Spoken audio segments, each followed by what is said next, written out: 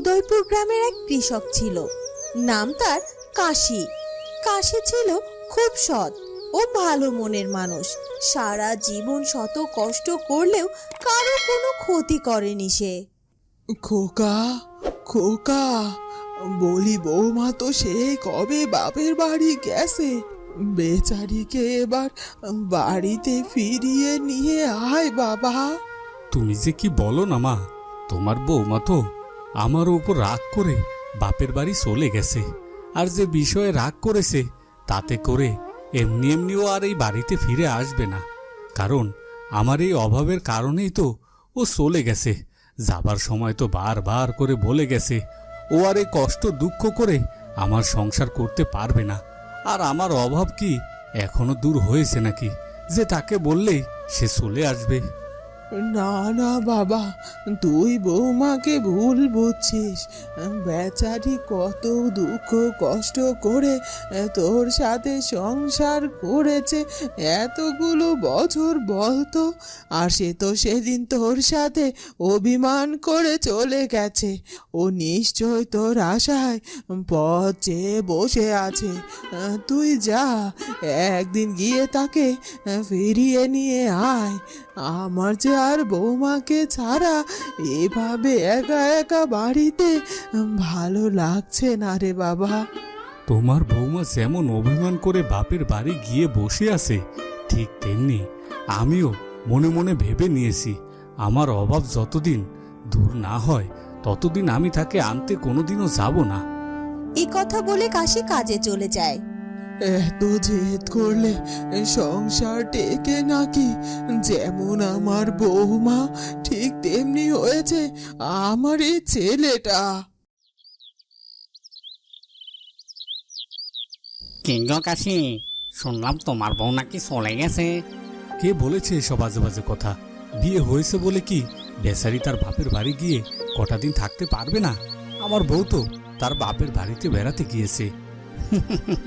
হয়েছে হয়েছে, তুমি আর শাক দিয়ে মাছ ঢাকতে যেও না। আমরা জানি তোমার বাড়ির অভাব সইতে না পেরে পেটের দায়ে তোমার বউ তোমার বাড়ি ছাড়া হয়েছে। বলি সারা জীবন তো কম কষ্ট দুঃখ করলে না, তা দেখানোর মতো তো তেমন কিছুই করতে পারোনি। লোকের মুখে মুখে শোনা যায় তুমি নাকি তোমার বউকে বিয়ের পর থেকে একখানা নতুন শাড়িও কিনে দিতে পারোনি। এমন হলে কারো বউ থাকে নাকি? এবার নিজের চিন্তাটা করো, বুঝলে তো? দেখো কিভাবে নিজের অভাবটা দূর করা যায়, আর তারপর দেখো তোমার বউকে ফিরিয়ে আনতে পারো কিনা। এসব কথা শুনিয়ে লোকটি সেখান থেকে চলে যায়। লোকটির মুখে এমন কথা শুনে কাশি ভীষণ লজ্জায় পড়ে যায়, আর ঠিক ততটা কষ্টও পায়।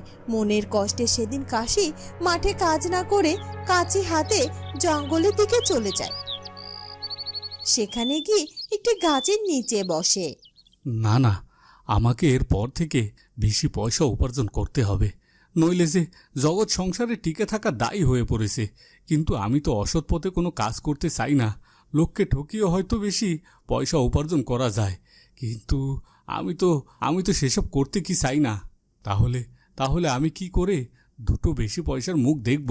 বিধাতা, তুমি একমাত্র পারো এই অভাগা কৃষকের কষ্ট অভাব দূর করতে।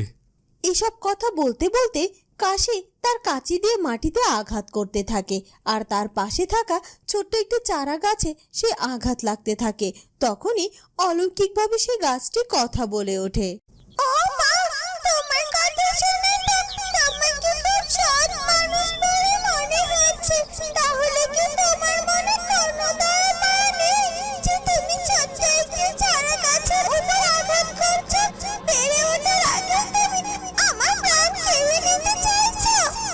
কে কে কথা বলছে?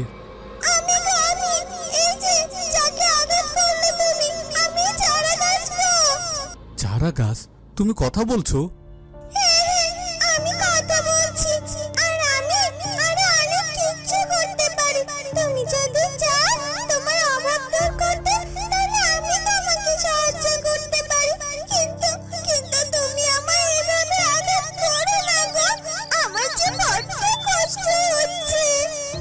না না, আমি তোমায় আঘাত করতে চাইনি, নিজের অজান্তে হয়তো করে ফেলেছি। আমায় তুমি ক্ষমা করো, আমি তোমায় আর আঘাত করব না। ঠিক আছে, এবার তুমি বলো পয়সা, বড় বাড়ি গাড়ি আর কি? গাছটির কথা শুনে কাশি কিছুক্ষণ চুপ করে থাকে, তারপর বলে, তুমি যদি আমায় অভাব দূর করতে কারি কারি টাকা পয়সা দাও বা বড় একটা বাড়ি করে দাও, সেগুলো তো এক সময় গিয়ে ফুরিয়ে যেতে পারে বা নষ্ট হয়ে যেতে পারে। আমার এসব কিছু চাই না গো। তুমি বরং সারা জীবন আমার সঙ্গে থাকো, যেন যেন সারা জীবন আমার ছোটখাটো অভাবগুলো দূর করতে পারো। আমার বেশি কিছু চাই না গো, আমি শুধু একটু সুখী হতে চাই। ঠিক আছে, তাহলে তুমি আমায় এখান থেকে তুলে নিয়ে গিয়ে তোমার বাড়িতে রোপণ করো। তারপর আমি সারা জীবন তোমার সাথে থাকবো আর তোমার সুখে দুঃখে তোমার পাশে থাকবো। কৃষক কাশি সেটাই করে, আর সেই চারা গাছটিকে তাদের বাড়িতে নিয়ে গিয়ে রোপণ করে আর তার মাকে বলে, মা, আমার সুখী হওয়ার চাবি আমি পেয়ে গেছি মা। আজই আমি তোমার বৌমাকে বাড়িতে ফিরিয়ে নিয়ে আসবো। দেখবে তোমার বৌমা আর অভাবে থাকবে না গো। সত্যি বলছিস খোকা? যা যা, গিয়ে বৌমাকে ফিরিয়ে নিয়ে আয়। এরপর কাশি তার বউকে বাপের বাড়ি থেকে ফিরিয়ে নিয়ে আসে। কোথায় তুমি কি এমন জাদু চেরাক পেয়েছো যে এভাবে লাফাচ্ছ শুনি? তোমায় আমার জাদুর সেরাক খোঁজ করতে হবে না, তুমি শুধু দেখবে এখন থেকে তোমায় আমি আর অভাবে রাখি কিনা। বেশ কিছুদিন পর সত্যি সত্যি কাশির সংসারের সব অভাব দূর হয়ে যায়। কৃষক কাশি সুখে শান্তিতে বউ আর মাকে নিয়ে সংসার করতে থাকে, আর তার সে জাদুকরি চারা গাছটিও কয়েকদিনের ব্যবধানে অনেক বড় হয়ে যায়। তোমাকে এমন খুশি দেখে আমার বেশ ভালো লাগছে কাশি। সবই হয়েছে তোমার জন্য, তোমার কাছে আমি চির ঋণী থাকবো। না না না, তুমি তোমার সততা আর নির্লোভিতার পুরস্কার পেয়েছো।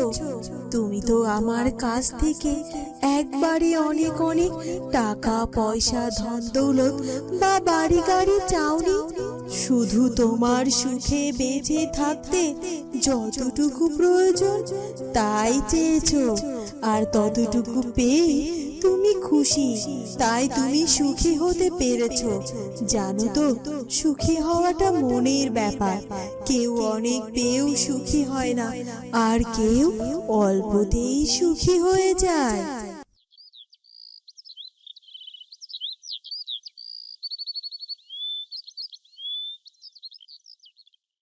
কেউ কাশি, কোথায় যাচ্ছ? এই তো বাজারে গেছিলাম, সেখান থেকে বাড়ির দিকে ফিরছি গো। বাবা, তা তোমার হাতে ওটা কি? ও, এখানে এখানে বউ আর মায়ের জন্য দুখানা শাড়ি আছে, বাজার থেকে ওদের জন্য এগুলো কিনে নিয়ে ফিরছিলাম আর কি। বাবা, আমার দেওয়া সেদিনের উপদেশটা মনে হচ্ছে কাজে লাগিয়েছো, কিন্তু তা তুমি এখন এত পয়সা কোথা থেকে রোজগার করছো শুনি? যেখানে বছরে মা বউকে একখানা শাড়ি কিনে দিতে পারছে না, সেখানে দুজনের জন্য দুখানা শাড়ি কিনেছো। সবই বিধাতার কৃপা আর তোমাদের আশীর্বাদ। তোমরা আমায় আশীর্বাদ করো গো দাদা, আমি যেন সারা জীবন মা বউকে নিয়ে এভাবে সুখে শান্তিতে থাকতে পারি, আমার যেন আর অভাবের মুখ দেখতে না হয়। এ কথা বলে কাশি তার বাড়ির দিকে চলে যায়।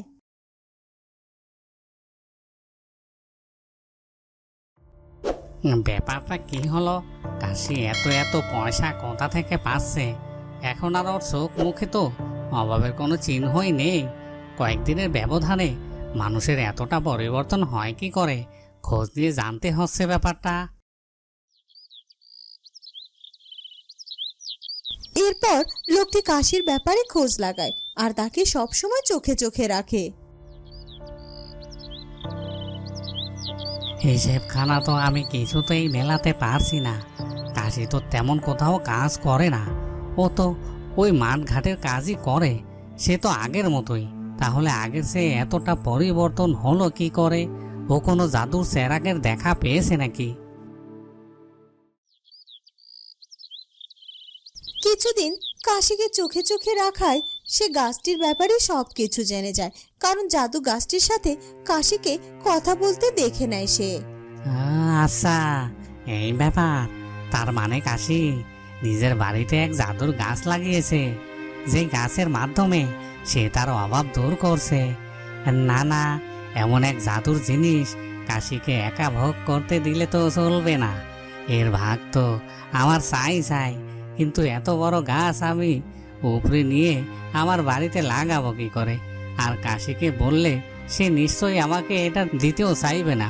তার চেয়ে বরং আমি এক কাজ করি, গাছটি থেকে একটা ডাল কেটে নিয়ে আমার বাড়িতে লাগাই। জাদু গাছের ডালটি থেকেও নিশ্চয়ই জাদুর গাছ জন্মাবে, আর তারপর সেই গাছ থেকে আমি অনেক অনেক টাকা পয়সা চেয়ে অনেক বড়লোক হয়ে যেতে পারবো। এরপর সেদিন রাতে লোকটি একটা কাঁচি দিয়ে গাছটি থেকে ডাল কাটতে যায়, কিন্তু সে হাজার চেষ্টার পরেও সে ডাল কাটতে ব্যর্থ হয়। এই গাছটি থেকে একটা ডালও তো আমি কাটতে পারছি না। না, আমি যদি একটা ডাল কেটে আমার বাড়িতে গিয়ে লাগাতে না পারি, তাহলে এই গাছটিও কাশির বাড়িতেই থাকতে দেব না। এই গাছটিকে এখান থেকে কেটে ফেলে দিয়ে যাব। একা একা জাদুর গাছের সব ভোগ করতে তো দেব না আমি কাশিকে।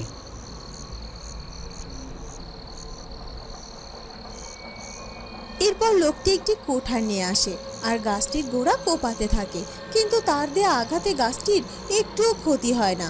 উল্টো হঠাৎ লোকটি হাত পা অবশ হয়ে যেতে শুরু করে। মা, এ কি হচ্ছে আমার সাথে? বাঁচাও, কে আছো? বাঁচাও আমায়, বাঁচাও। এরপর শব্দ পেয়ে কাশি বাড়ির বাইরে চলে আসে আর লোকটিকে তারা এই অবস্থায় দেখে একেবারে অবাক হয়ে যায়। এ কি, তুমি এত রাতে কি করছো? কি করছো গো দাদা? আর তোমার হাতের এই অবস্থা হলো কি করে? কি করছিলে তুমি? আমি বলছি কাশি। এরপর জাদুই গাছটি কাশিকে সব কথা খুলে বলে। আমার ভুল হয়ে গেছে, এবারের মতো আমায় ক্ষমা করে দাও। আমি আর কখনো এমন লোভ করবো না গো। তোকে আমি ক্ষমা করে দিলে দুদিন বাদেই তুই তোর কুকীর্তি ভুলে যাবি।